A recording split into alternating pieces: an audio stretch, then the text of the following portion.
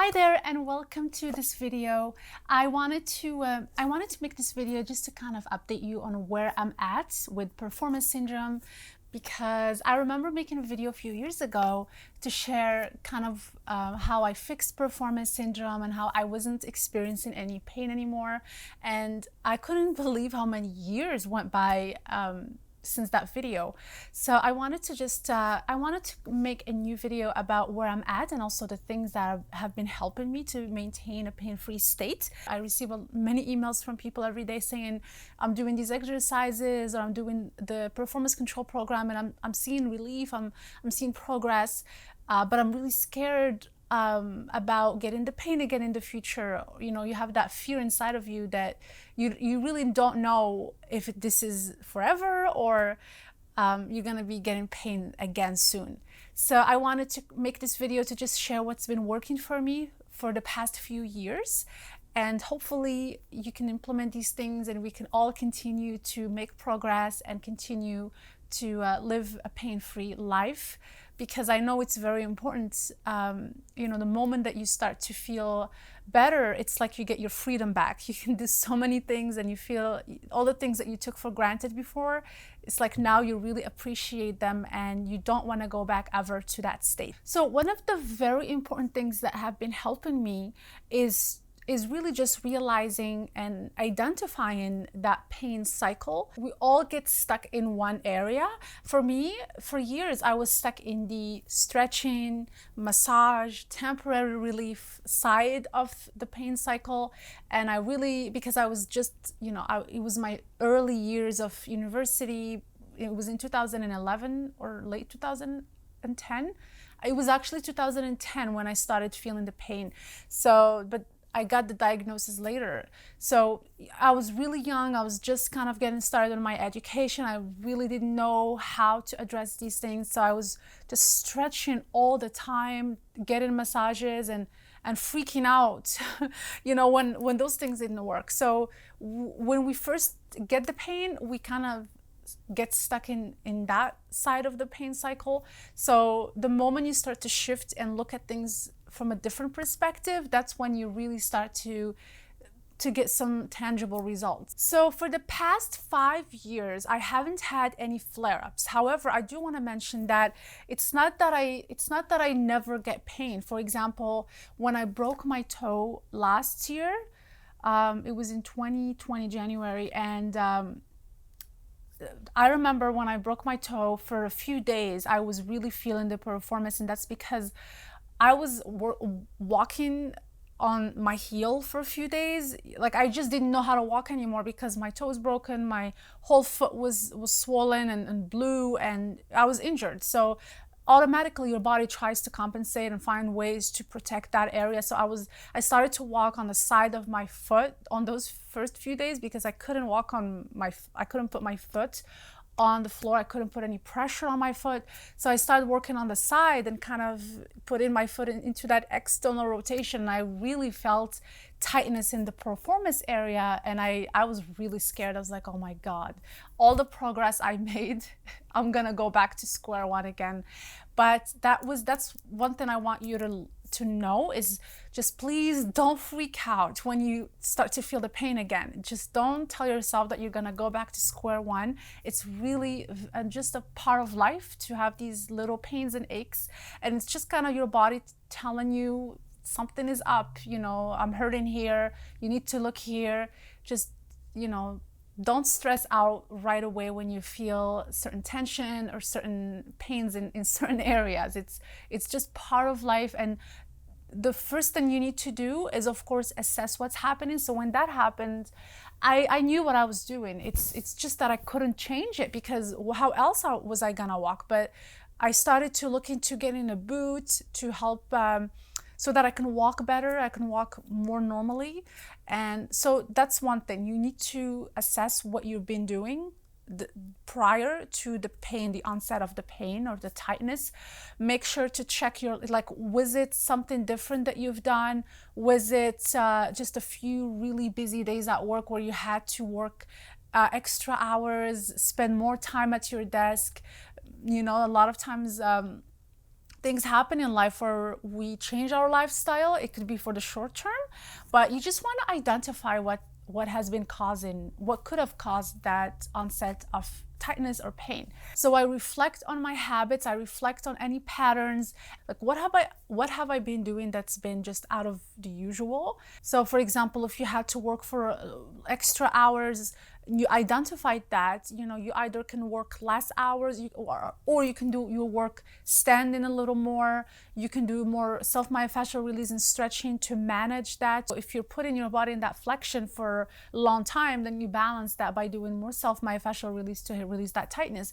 So it's all about identifying the cause of the pain and then going ahead and fixing that, and managing and restoring your body through the tools that I teach you on this channel, which is self-myofascial release, stretching, corrective exercise, and of course also a change in your lifestyle if you need to. So just getting extra sleep, eating healthy, getting your magnesium before bed, just doing these things to support your body while it's going through that phase, that stressful phase.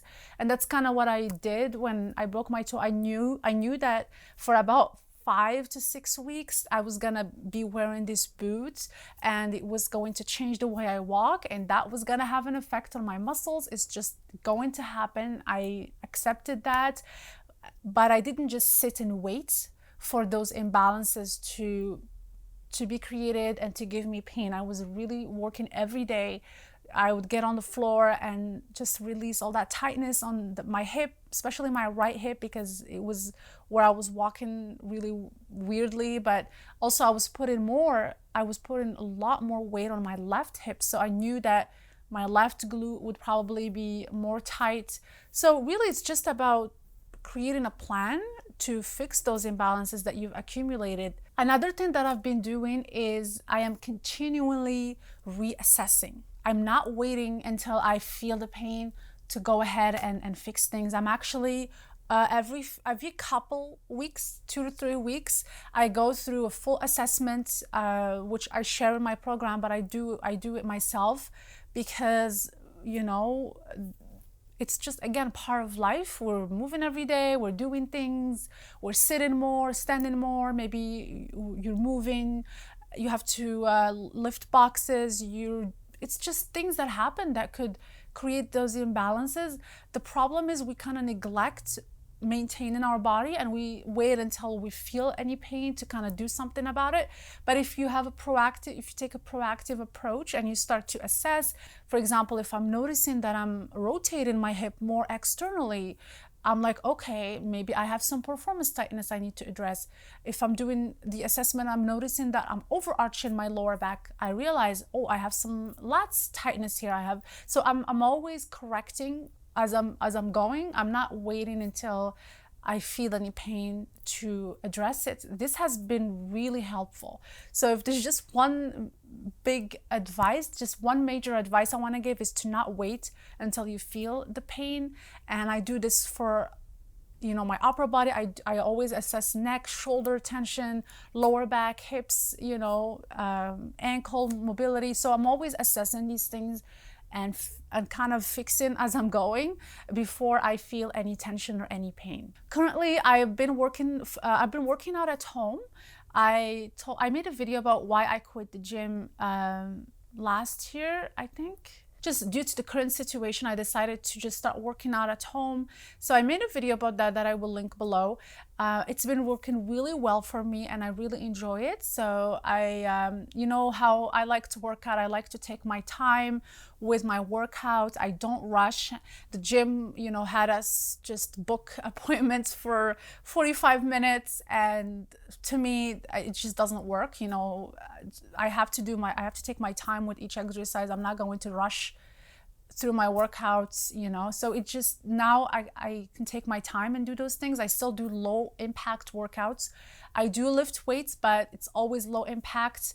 It's really rare that I would do an exercise that's high impact. I have been kind of reintroducing them, but very carefully.